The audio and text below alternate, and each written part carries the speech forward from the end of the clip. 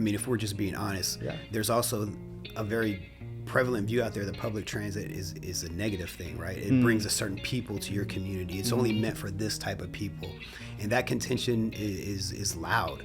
But I think that in the future, like you talked about that breaking point, at some point people are going to want to have that public transit within their cities, because they're going to realize the importance and the value that it brings to the people living there. Welcome to the Hidden City Podcast. I'm Grant. And I'm Doug, and we're here to share some of the incredible stories and people from Oak Cliff that you might not know. We're going to sit down with some of the visionaries, craftsmen, and business owners who have shaped Oak Cliff into what it is today. Oak Cliff is on the south bank of the Trinity River, a few miles south of downtown Dallas. While technically it was part of Dallas, it was its own city for a long time, and it still has that independent spirit.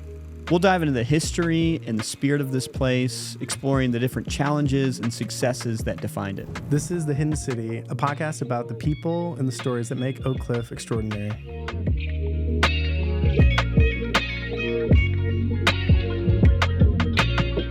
Welcome to this episode of the Hidden City Podcast. Today we're excited to have the Assistant Vice President of Vendor Management with us of DART.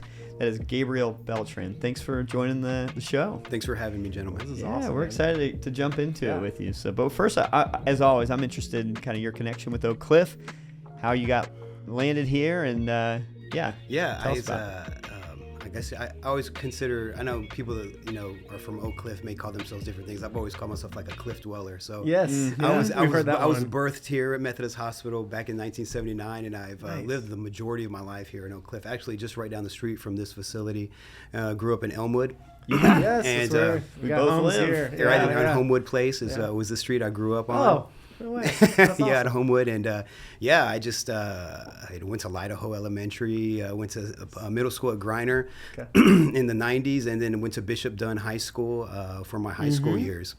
And I love everything about Oak Cliff. Actually, my wife and I bought our first home in Midlothian.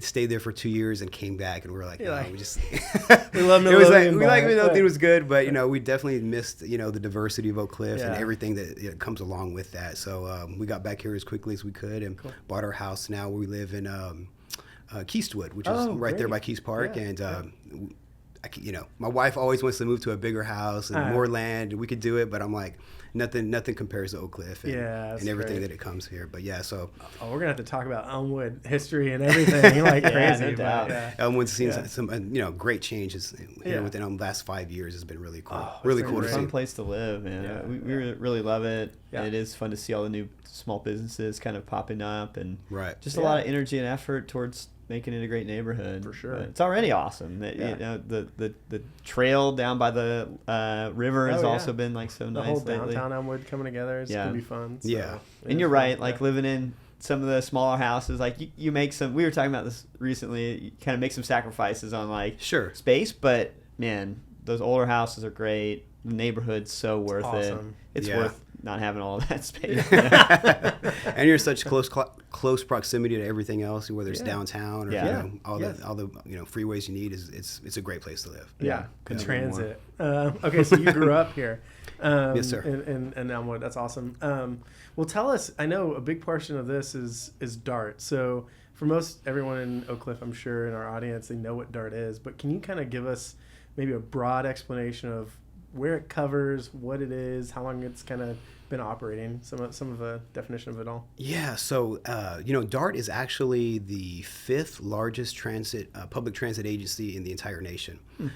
So I think the only ones that in regards to size that are larger than us are like CTA in Chicago, Metro in New York, LA Metro, and then we have here DART. So it's a very large agency, covers Dallas and 12 other suburban cities. Okay. And so there's a lot, obviously Dallas is the biggest city within our service area and the biggest member there of DART, but we have a number of voices, especially our suburban cities as well, that they know the service that they would like to see. So some of our board meetings, some of our community meetings can be quite contentious because everyone has those different communities. What's wanted in Plano is completely different than what's wanted in Mesquite, in Garland or Dallas. So those conversations are always interesting, and it's good to be a part of the decisions that they're being made for all those different cities. We run the largest light rail system. Obviously, we're here at Tyler Station. Yeah. And this is along the Red Line, which opened up back in 1996. And I remember that when I was a kid because it was in the summer, so it was right before I was a senior in high school. And we came down to my family my parents and I came to the Hampton Station, which is just the next stop west from here. And I got on. I just thought it was really cool to have a train just come by our neighborhood that could pick us up and take us to downtown. We'd always had that the freight rail there growing up. I used to walk across it all the time just as a little kid and just play along the tracks. Maybe not the safest thing in the world, but it was fun to just walk along tracks. But with this station here opened up in 1996, and in general, DART's light rail system is the largest in North America. So that's Canada, U.S., Mexico, and we run 96 miles of light rail. And so we have the largest light rail system in all of North America. Our bus system, we had a bus improvement plan about 2 years ago to improve the services of our bus riders, because really bus is the heart and soul of a transit agency, because it's really, they go through all the channels of the community. It goes through it all for sure. Right, where our light rail just basically goes to different stops along the rail line. So big centers. It's an amazing system. It's like anything else. Whenever you have a large city, there's always room for improvement, right? You can never run a perfect system, but I think at DART, I've been there 24 years, not necessarily in transportation mode, right, in regards to what I do, but I can see that where we were when I arrived in the early 2000s and where we are today, we've made a really good change for the community. Man, I love hearing that. I had no idea it was that big nationwide, like fifth in the nation. That's huge. Largest light rail in North America. That's incredible. What's up, Big D? I love it, man. That's fun. It's fun to hear you too. Like, you remember what it was like when it wasn't a DART line and it was just a railroad. Was it an operating railroad at the time when you were growing up? It was, and those horns, the horns from those trains were so loud. And that was one of the things when DART was building their light rail, that they had input from the community. They were like, hey, we don't want to hear those sounds anymore. So like when our light rail goes through communities like Elmwood, they have a very soft whistle. We obviously have to do it for safety reasons, but it's a very soft whistle. It's not like what you would normally hear like on some of the larger trains. But so interesting. That was that's one of the few things I remember from my childhood pretty vividly, is playing along those tracks. But like I said, it's probably not the safest thing. Not the safest thing in the world. When you're a kid, right? It's pretty fun seeing that, I'm sure. Yeah. Oh, so I have just a million questions. Go. Because I always think it's interesting how, like, especially along the Red Line, I started using it some when I was living downtown. You took it. I was taking the Akron stop to here, and it was awesome. And it was perfect, like, for where I lived and, like, getting here. But how are decisions made about, like, where stops are put? Like, what kind of input goes into that? What kind of decision-making process is it? Because obviously right here, like, we're in the middle of a neighborhood and we have a DART stop, but there's also a lot of stops where it's, you're obviously in a more commercial area or more densely populated area. Right. So how does that process work? You would think it would just be like one person with great ideas. It's like, all right, these are the stops, but it's so many different voices that contribute to those decisions. It could be federal law. So like an area that I was responsible for at the agency, Title VI federal law, we have to provide certain services to certain communities. And so we have to make sure that we, whatever our routes are, or whether it's light rail or bus, are serving the proper communities based on the population there.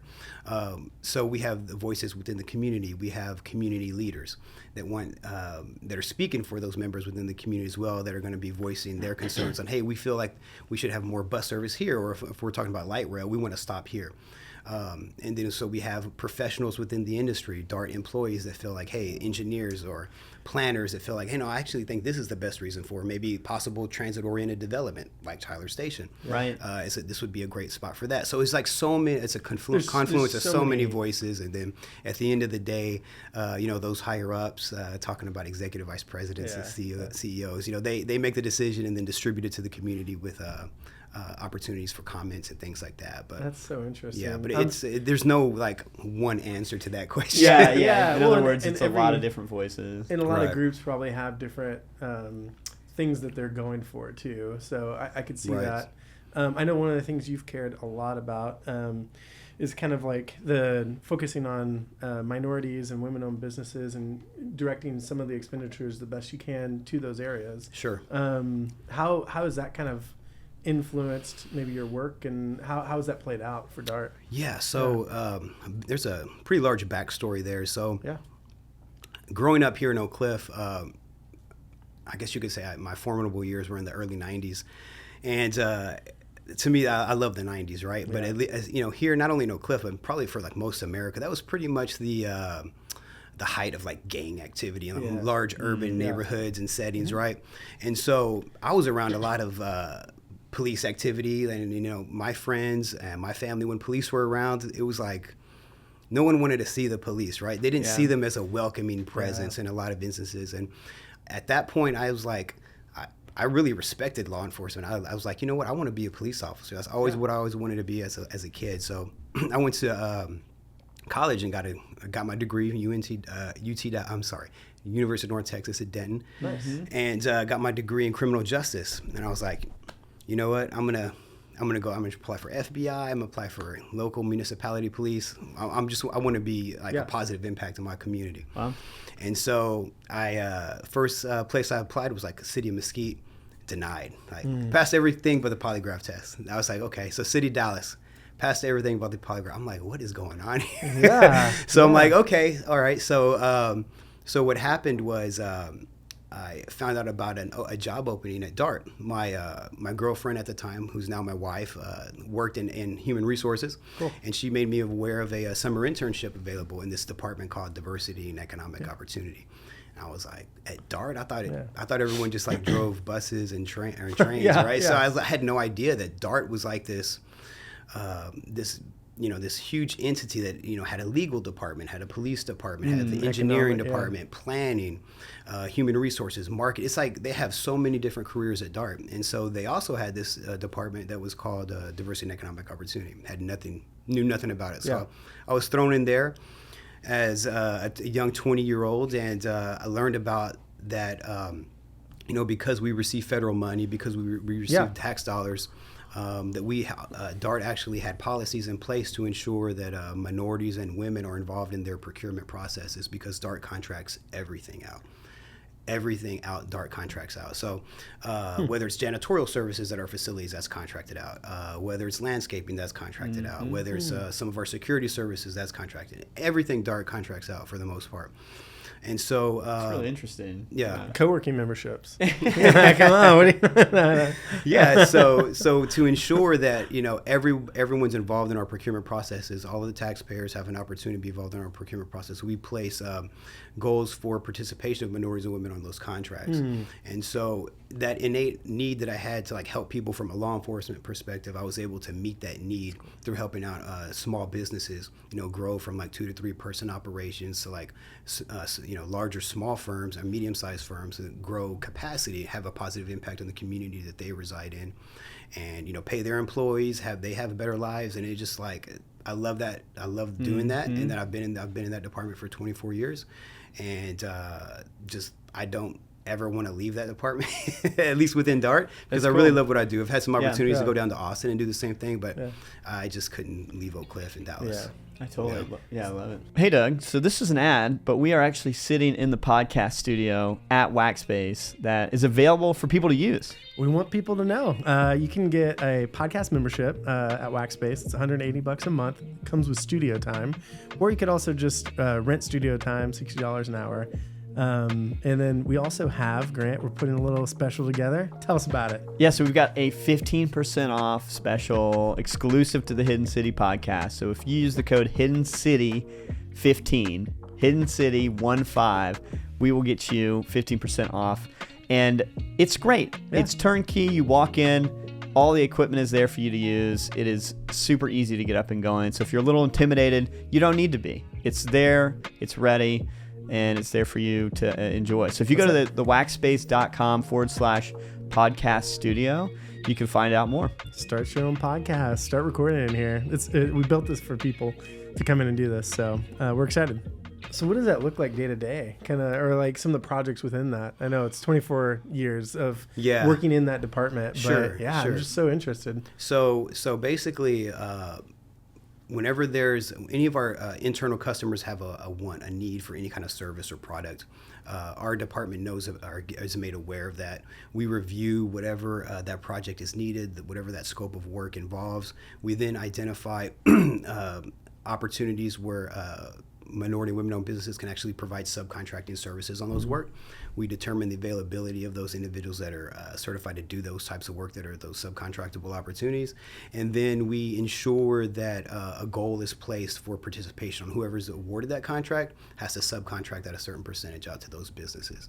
So that's like kind of like the bread and butter of like placing goals on our contracts. But then also what's involved, we have an outreach division in my department that goes out to the community, speaks to our minority chambers of commerce, minority contractors associations, all of our business partners, to make them aware of the opportunities that are involved. We also have staff involved with their organizations, whether it's on the business development side. And it's like a two-way conversation of just really great networking and assisting each other to making sure that both minorities and women are not forgotten about when we're spending all this tax dollars within our city. Oh, that's awesome. Is there any examples or stories that have kind of stuck with you of contractors that you've gotten to work with and kind of what you've gotten to see because of some of that funding? Yeah, absolutely. And then again, there's so many different facets that come along with what I described, including like ensuring that those subcontractors, once they're brought on the job, that they're actually participating and being paid on time, right? Yeah. So there's not too many horror stories about that because our staff does a really good job in our compliance activities. But one of the stories that sticks with me, and I won't say any names or anything like that, but there was a time when a larger construction company was utilizing a subcontractor and hadn't paid him for 3 months, and that subcontractor was owed about a little bit over $100,000. And so, the subcontractor didn't want to come talk to us about it because they were in fear that they would never get work back again. Yeah. So he comes in the office crying, just to see a grown man crying. I was like, it's taken aback in a business setting. So he was like saying, my employees, I'm not gonna be able to pay them anymore. I'm having to go to the pawn shop to I'm taking my gold and to make payroll. So, I was like, all right, let me see what I can do. And so at that particular time, I wasn't in a position where I am now. So, I just went straight to our CEO at that time, and I was like, hey, this is what's going on. I'm not telling my direct supervisor. I'm not even telling my direct supervisor. I'm coming to you because this is how important it is, because it needs to be done quickly. And so he did what he had to do to get this gentleman paid by DART. Not by the contractor, because the contractor paid him. So DART paid this particular individual, and then we went after the prime contractor, and that contractor no longer does business with us. So fascinating. So that has like a pretty profound impact when someone not only has like their own bills, their own family to their pay, livelihood, right? And so, but not only that, but their employees as well, and their own livelihood of their own company surviving on something like that. So. Wow. Yeah, that's amazing. You're still like in a way protecting but taking care of these people in that way. Right. So, okay, Gabriel, you've been nominated. You're Executive of the Year, Pillar Award, I think. Yes, sir. You've had quite a few other ones, the E Award, Executive Champion of the Year. How does getting these awards and recognition after so many years in this, how does that impact kind of your day-to-day? I hate it. You hate it? We're talking about it right now. Yeah. I mean, it's you're a leader in a way, so it's pretty cool. Thank you. Cool to recognize. I think it's worth recognizing. It is cool in the moment, but I that's not anything that I really like go and nominate myself or write up some kind of like proposal on that. I love to operate in the shadows. I love operating in the background. I feel like you get more work done that way than than I obviously lead from the front, but I don't like to be like the focal point of anything like that. Any kind of, even whether it's positive or not. Like I like to defer that to my staff and that completely. So those accolades are good, and I enjoy them, enjoy receiving it, taking the picture, whatever. But I'll just put it away and keep my head down and keep doing what I do, because I know the work that I do is, those photo ops is not what's important. What's important is the day-to-day work to making sure that our small businesses are growing within our community, because if we don't have small businesses and the growth of them, then, our economy stalls. And in general, like someone who's lived in Oak Cliff for the most of their life, I know the struggle. I feel like if you open up a small business, you're like one of the like bravest persons out there, putting so much equity and money and time into one thing and just hoping that it like floats, right? It doesn't fail like most businesses do. So especially those that are owned by minorities and women, just a special place in my heart for that.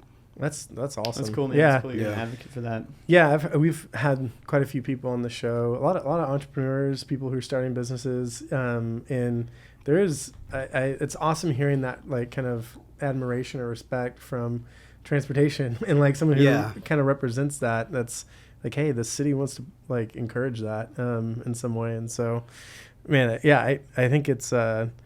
Seeing that come about and that encouragement, it means a lot, I think, to a lot of people. And so. Chad, I think when Chad West was on the podcast, he spoke about the importance of small businesses, and I know Chad probably doesn't remember me, but we served on the Oak Cliff Chamber of Commerce a number of years ago when he was that's awesome. Before he got involved into city politics and everything like that. But that Chad's a great guy, and he's a great advocate for small businesses. And like as he said here, that he definitely preached on why it's important to see them succeed. No doubt.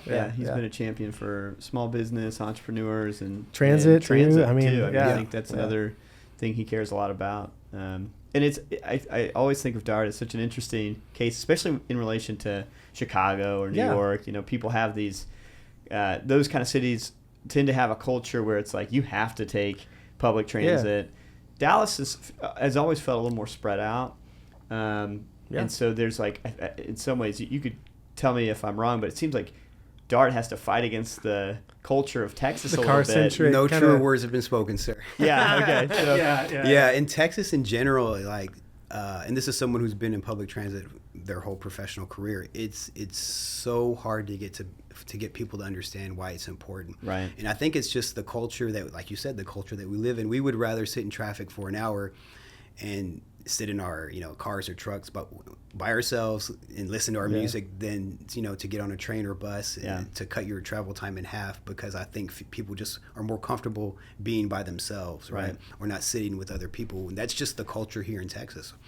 Like you said, you go to New York or LA or Chicago, it's completely different, and it's a cultural thing, and that's like everybody rides it, no matter who it is. It's like it's automatic thing, and I think in New York maybe they even have policies about increasing pricing of parking and things like that to discourage people from driving. I don't think that'll ever happen here in Texas, but it's just a big cultural mind shift that's going to take quite a long time. And we could have the best service to be honest, we could have the best service in the world in Dallas and the rest of our member cities, but I still think the ridership would not be where it should be. Right. Yeah. How have you seen that change since your involvement when you first started 24 years ago? I mean, have you seen that? Has ridership increased? Has it? I would assume. We were at our peak ridership right before COVID hit, and once COVID hit, man, everything fell apart. Yeah. Nobody really knew how to operate anything, but especially in public transit, when you're asking the public to come out and ride with other people, it's like we didn't know how we were going to survive. Gut punch. So luckily we were able to receive federal funding to help us stay afloat and things like that, and eventually we were able to continue service, but even now, like if you even go by Hampton Station, right? The parking lots aren't what they were before COVID, because a lot of people were still working remote, and imagine that. That's another cultural shift. Right? Yeah, I can imagine that had a profound effect on ridership too. For sure. And to be completely honest, at DART, we administrative staff, we just got complete return back to office orders a couple of months ago. Yeah. So we were working like a hybrid schedule, which is great. I mean, I think it's a great policy for to have in place, especially if you're looking to recruit people to come work for your company, right? Because it's very attractive now, right? So, but we're in the office every day now. But I think in general, a lot of, even downtown, you saw a lot of like the real estate, lease signs go up in office buildings and things like that. So that still is an effect on our ridership and hasn't really brought us back to where we were pre-COVID. There's a cultural aspect. I think you guys were both saying that, but it's so funny in Oak Cliff. Oak Cliff feels a little less car-centric, maybe, and maybe I could be wrong, but there's an aspect that is like, hey, you do have even the streetcar and like and like some of these moments that are like, jump on this line and go over to the zoo, or like you have these moments that feel connected in some way with the bus and the light rail. But how I know the city kind of sprawls, or it's a metroplex, right? And so it's cities with cities with cities. Yeah. And so everyone, I'm sure, wants to be connected, but there's also, from my perspective, people want it to also be more densely kind of like done too. And so I'm sure there's a lot of like visions for this thing. What is kind of like a succinct vision, maybe that, or is there a succinct vision for growing this more and more? Yeah, we have a succinct vision at DART, and actually our CEO came from LA Metro. Okay. Oh, cool.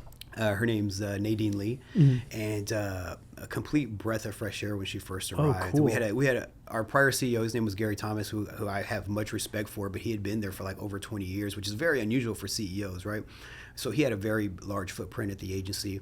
Was a very big advocate for myself and my career, and I respect that guy very much. But when Nadine came on board at DART, not only was she a female, which is something you don't see in transit agency at a CEO level, but she was Asian as well, and she brought a completely different aspect coming from LA, and then prior to that coming from Denver, and so she actually came up with a very in-depth strategic plan for the agency. Cool. For the next decade and where she wants it, and it has some amazing ideas on where she wants the agency, and we've already got steps in place to bring that along. Cool. That's awesome. So expect really great things in the next 10 years from DART in regards to not just the service that we're providing, but the facilities and the spaces that we're going to bring to our riders. Oh, that's cool. Yeah, no, I think it's exciting because it does seem like on one hand you've got a weird culture in Texas of we want to sit in our AC'd cars, have the AC blasting by ourselves on the highway. Right. But people are moving here, and you have more and more density coming. The Metroplex seems to continue to be growing and growing and growing, and it's like it does seem like in the future there's just going to be a natural bigger need. It's going to be a breaking point. Right? Yeah, there's got to be a breaking point. So that's a good way to say it. I'm so curious, like what that will look what like. It's going to look like. When is the? Does it? It feels like there is a breaking point. To be like a Chicago level experience, or maybe I don't know. One of the biggest things where it's like, no, it's part of the day-to-day culture. Now, can that happen in Texas? I hope so. Yeah, cool. Yeah. Where it's not like an option; it's actually the first thing you go to. Yeah, right? It's the quickest. It's normal. I mean, I do think going to the Oak Cliff culture, I do feel like when people walk into Wax Space, the first thing they usually say is like, "Oh, this feels like New York," because there's a light rail that's going by. There's like it's an old factory, like it, like, and I'm like, there's public transit, like literally right here, it's happening, and so there seems to be like a growing want for that type of Chicago-esque or whatever, like more like densely kind of packed transit and stuff. So because what's the first thing you do when you go to New York, right? You go get your Metro card, right? That's, you got jump on the train. It's like not even a question. It's like that's how you get around. Yeah. And that's what we want our community to think first and foremost too when they're thinking about moving around in Dallas. I think one of the biggest, if we just kind of think about outside the box, one of the biggest negative things is like our climate, right? The heat. Right, so I think waiting at like bus stops and things like that is probably like one of the things I would think people would think against, riding public transit, because in the past few years we've increased our frequency, especially on lines that are more heavily used. But I think there's a lot of different factors that are involved in why people don't really ride transit as they as we would like to see it. Right. Yeah. Well, I think it's interesting because like you've got you do have hot temperatures in other places, but there's also like a proliferation of underground stops and stuff like that, where it's like you don't really, I don't know, think about combat the weather in certain spots. Like New York, Chicago, it's gonna feel different. LA a little bit closer, but I could see like you're sweating outside, and it's like it's Texas, summer ridership maybe goes down. I don't know, like these are just guesses, but I could see that being a challenge for like doing transit in a city like Dallas. I'm sure Dart's thought about that to some extent, but like. Yeah. Well, how would you see? What can you share with us? Well, back in 2019, there was a huge, I believe it was 2019, 2020, there was a huge resolution, and this goes back to Dallas versus kind of like the suburban cities. That's kind of how it is at Dart. Okay. And so we had two large projects, and we could only afford to do one. One of them was going to be called one of them was D2. I don't know if you guys remember hearing about this, which was like an underground line through our central business district, or it would be the Silver Line, which is the one that's currently being constructed from Plano to DFW. That's a heavy commuter rail, so it's heavy rail, not light rail. And so it was a battle between, Dallas wanted D2, the suburban cities wanted the east-west connection to DFW Airport. At the end of the day, Silver Line won. What happened there was like the Dallas board members that didn't support the downtown line, they got thrown off the board. Oh, seriously? They got removed. And so that goes back into all the politics. But there's a lot of politics involved, I'm sure. And that's such a testament. It's interesting hearing. It's like the surrounding cities, but then also like, the main city, Dallas, right? Mm-hmm. Like, we've referenced this Freakonomics podcast where it's these two guys from New York are like explaining why is everyone moving to Dallas, and it was a 2-part series where one it looked at just Dallas, and then the other one was explaining that Dallas is a whole bunch of other cities. Like all these suburbs have turned into cities, so they're now competing against themselves, which is kind of good, but then also can be kind of bad, or like resources against Dallas proper. It's interesting hearing that play out in that the D2 versus Silver Line kind of thing. So. And I think the largest argument against D2 was it was like so expensive to just dig underground. And like there weren't too many like firms out there that had the experience to do that. And I mean, I remember there was a smaller project. It was called Urban Circulator. It was with our McKinney. They're not a part of DART, but they're obviously a partner with us in transit. The McKinney trolley district. They were digging for trolley tracks, and there were like all these like utilities underground that even the city-owned maps that what was under they had no idea it existed under there, and what is that? So expensive and like delayed the price. It was just like, so I couldn't imagine like just digging under the city of Dallas. The city. And just like Texas clay, and it seems like it would be like a. I mean, I want it. I want it underground. I'm on board with it. Don't get me wrong. No, it was a great concept. The drawings. Would it ever come back, or is it kind of like, hey, that was our chance? I couldn't imagine. I couldn't imagine it coming back because it was whatever it cost then. It's got to be like 3 times now. And it was in the billions then. Wow. So small projects. Okay. I do love our one underground city place station. Oh yeah, it always makes me feel a little bit like, I'm kind of underground right now. But one of the cool things is DART is probably one of the largest landowners in all of Texas. They own so much real estate, and that's because the planners have always thought about expanding outside of what we currently have, right? So the closest city south of us would be Duncanville, right? And on the north side it would be Allen, Frisco, and we have a lot of land up there. Interesting. Land, we have they planned it out well. I mean, you would be amazed about how much land DART owns, and it's just bringing, because I think the people in the community want a solution to the traffic, especially people who live in Frisco, Allen, and sitting along 75 on the tollway and traffic back and forth. It's just there's also a large contention because, I mean, if we're just being honest, there's also a very prevalent view out there that public transit is a negative thing, right? It brings a certain people to your community. It's only meant for this type of people, and that contention is loud. But I think that in the future, like you talked about that breaking point, at some point people are going to want to have that public transit within their cities because they're going to realize the importance and the value that it brings to the people living there. Man, that's so interesting because you're kind of planning for a future that will come, like especially with this many people being in the Metroplex, while also fighting some of the voices that are like, no, don't do it. It's like, no, traffic gets worse every single day. I feel like in the last 5 years, I'm like, this is unbearable on a Saturday afternoon. Like, why am I sitting? Saturday. Or I went to I was going to the gym on Haskell. There's a LA Fitness on Haskell. And I was driving there. It's like 6 a.m, 5:30. It's like traffic. I'm like, what is going on? It's crazy. It's wild. You're right. We'll come to a point probably where it's like, no, this is actually the most feasible option day to day. And none of us actually leave Oak Cliff. Like, we're all kind of, but when we do go.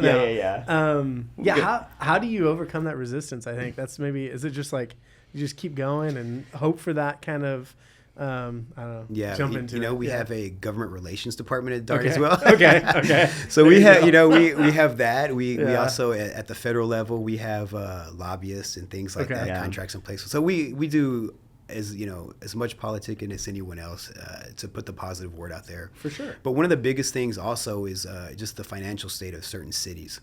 So the tax rate in Texas cannot be higher than I think it's 8.25%, right? What it is here in Dallas. And so many of their cities dedicate that percentage, have already allocated that percentage to other things within the city. So it could be parks, it could be whatever else it may be. And so they may not have a whole 1 cent of that sales tax to put towards transit, to contribute to DART.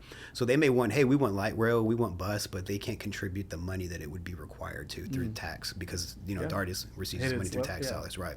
So that's one of the other things that we have to preach to these cities, that hey, like, if you want us to come to your community and serve your people, then you may have to reallocate some of the money. You've got to value it based off of that. Right. Interesting.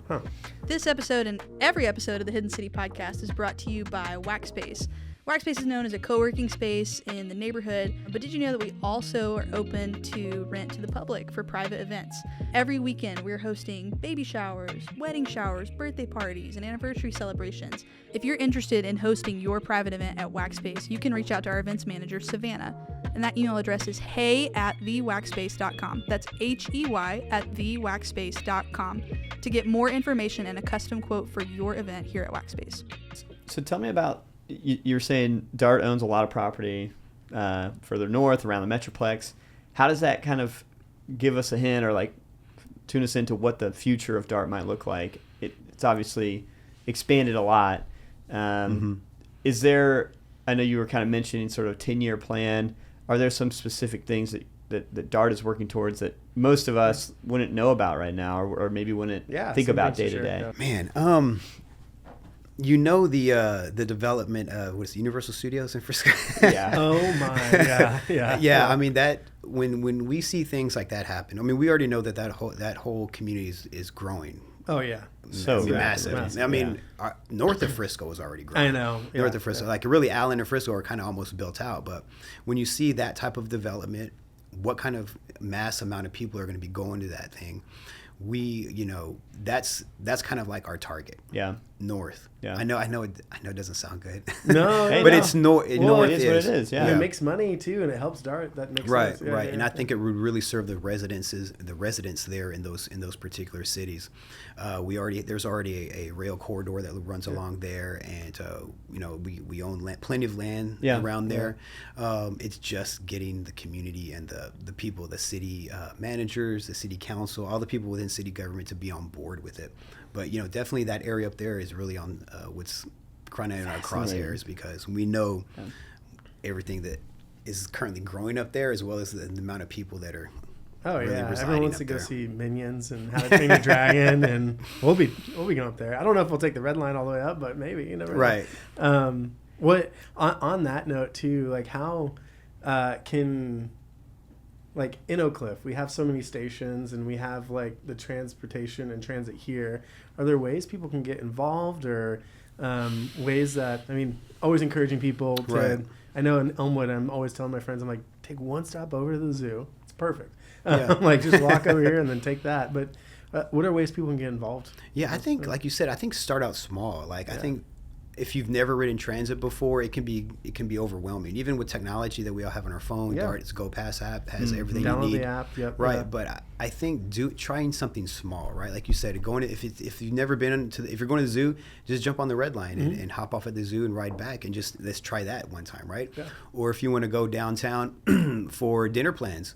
Go downtown, have dinner, maybe afterwards go to drink in the Bishop Arts area and take the streetcar there and just go small, right? If you don't like it, Uber back home or do whatever, Uber back to your car, do whatever you need to do. But I think if you start out small and give transit a try, you'll really enjoy utilizing it and really realize like, hey, this is a lot better than just sitting in my car and road rage. And let's be honest, ever since people from California came, I think we see the worst drivers in Dallas. Man. We thought Texas was bad. Like, it got worse. Right. So Dude, it got way worse with California. I mean, whenever you look at someone driving down the freeway, they're on their phone, right? Yeah. So what's better than just getting in public transit and you just be on your phone all the time and not have to worry about it? Like, get things done, multitask. And this guy's probably reading a book.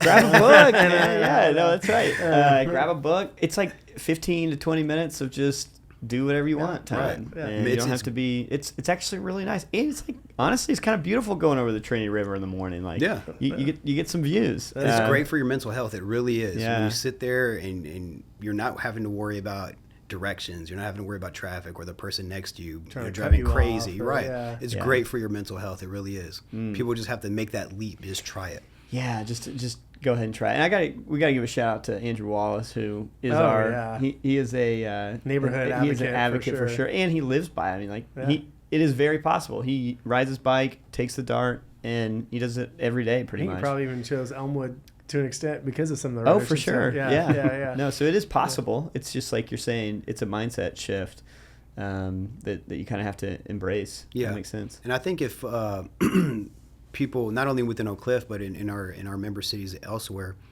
outside of Dallas, if people feel like, they need to get the word out to Dart to be like, hey, this is what we would like to see. Every 2 weeks at our board meetings, we invite the public to provide comments. They have a 3-minute max to talk to our board of directors, and that's a great way to let them know what's going on, not only within your community, but like some of the things that you would like to be that's cool. See change. And then at that point, you're able to actually talk to staff after your comments to give a little bit more detailed in the weeds response to them, and then that's where the feedback happens and the communication occurs. Okay. So it's important to let our community know that, hey, Dart's is this big agency, but you can come down and voice your concerns at our board meetings. Every 2 weeks. That's really cool, actually. Yeah, that's amazing. I love it. Member cities, they're cool and all, but how does Oak Cliff? I know it's always like, how do you get more in Oak Cliff? Right. Yeah, that's it. So buses, light rail, streetcar. I feel like those are all working in tandem, at least in Oak Cliff in some way. Is there ways people can